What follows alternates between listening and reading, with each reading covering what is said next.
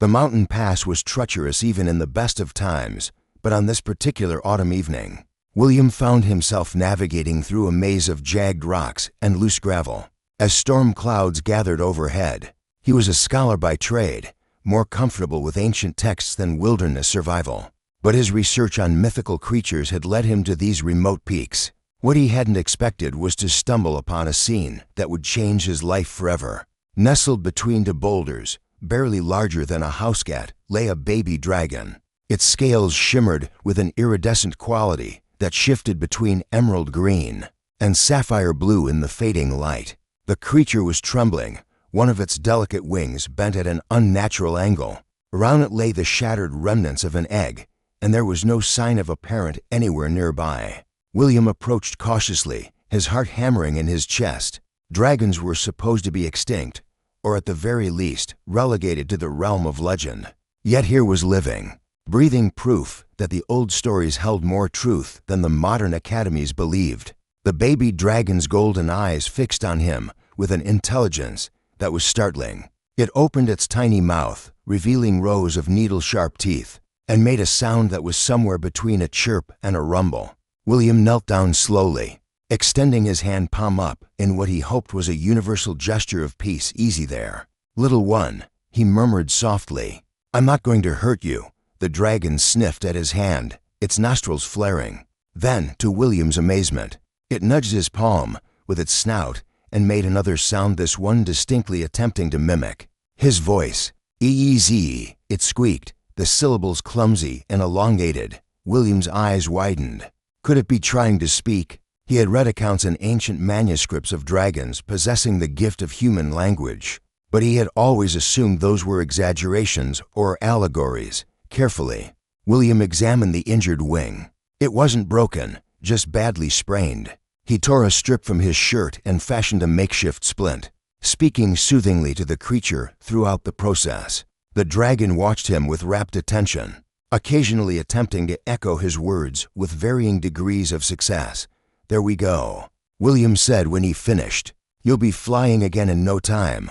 "Fyenn," the dragon attempted, its tongue struggling with the consonants. With the storm closing in and no sign of the dragon's mother, William made a decision that defied all logic and self-preservation. He tucked the small creature inside his coat and began the descent back to his cottage. At the mountain's base. Over the following weeks, the dragon, whom William had named Kylie, after an old word for fire, proved to be both a delight and a handful. She grew rapidly, soon reaching the size of a medium dog, and her attempts at human speech became increasingly determined, if not always successful. One morning, as William prepared breakfast, Kylie perched on the back of a chair and watched him intently. Her tail swished back and forth with concentration. "William," she said clearly, and William nearly dropped the pan he was holding.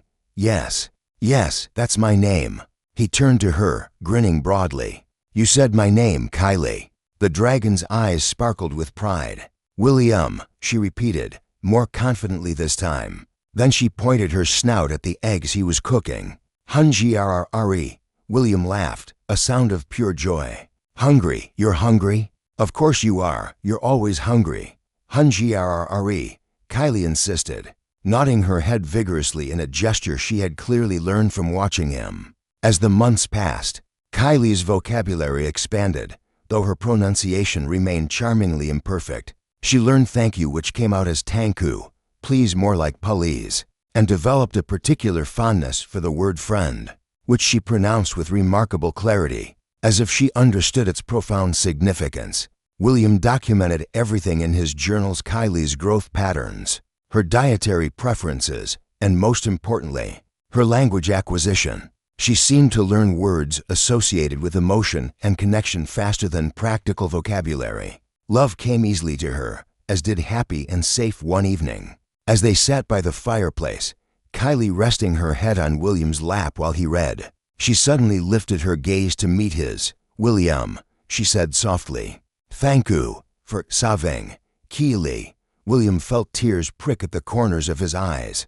The sentence was halting and imperfect, but it was a complete thought, expressed with deliberate intent. He stroked the smooth scales along her neck. "You don't need to thank me, Kylie.